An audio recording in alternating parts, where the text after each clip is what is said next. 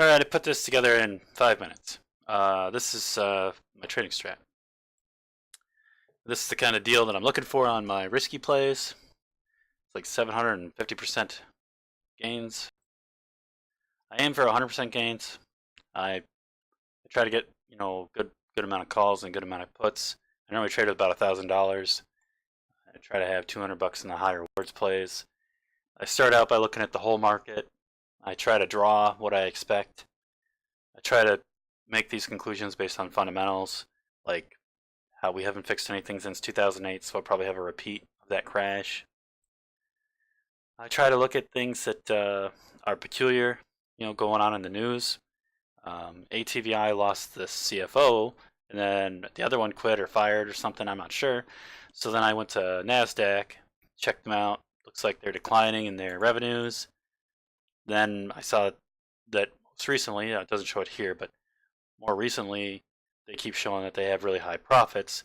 So I suspected that their stock was just like really high for like no reason, just they're cutting costs, but that's not the same as making money in my opinion. So so I bought puts on them, and then I got the 750%. And then I looked at Logitech. I like them for calls. They always have great PR in August. They always win a lot of rewards with their products, and they bought some great products like that microphone company that they bought. A lot of streamers are using those microphones, whatever it is, Yeti, I think.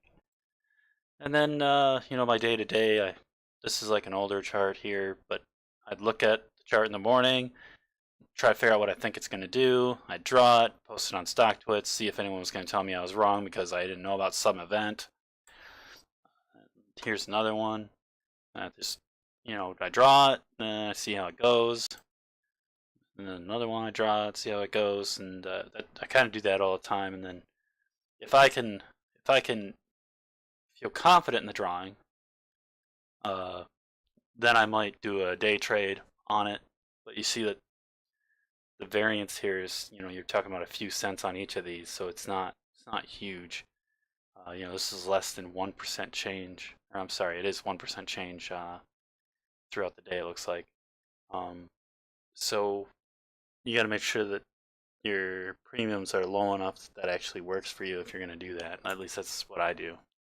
Really look for low premiums a lot. That's a key factor in my strategy. And then just for review, the strategy is basically this. I'm aiming for 100% gains. I've got this hedge. I'm buying calls in companies that I think are going to go up. I'm buying puts in companies I think are going to go down. And then I'm doing $200 in high rewards plays based on my overall view of market, and then whatever I'm researching, whatever peculiar thing is coming up that I think is probably an issue. Right now, I think that ATVI is probably, I believe that from 2016, they are up 32% in share price, while their income is actually down 22%.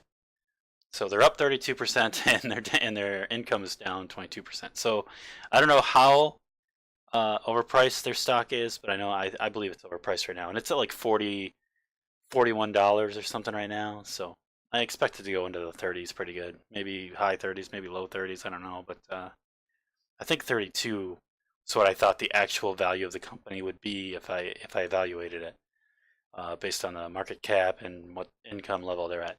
But I don't think that the people who are in the market are going to agree with me. So it will probably turn around somewhere around 38 or 36 or something. That's my expectation anyways. But I could be wrong, so I try to keep this only in my... I go deep in the money. Oh, excuse me. Yeah, I'm deep in the money when I'm trading it, or else it's in my $200 high risk that I'm trading it, so. And then, like, let's say that... like I did recently, I've doubled a few times, maybe 4 or 5 times or something. I've doubled my account.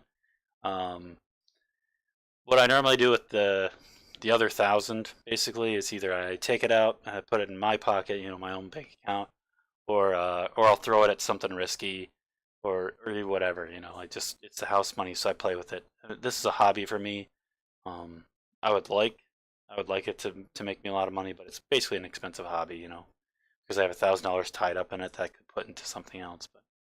But anyways, so that's my strategy. I hope that you enjoyed this video, and if you didn't like this one, maybe check out the other one. So you don't like that one either, I don't know what to do for you.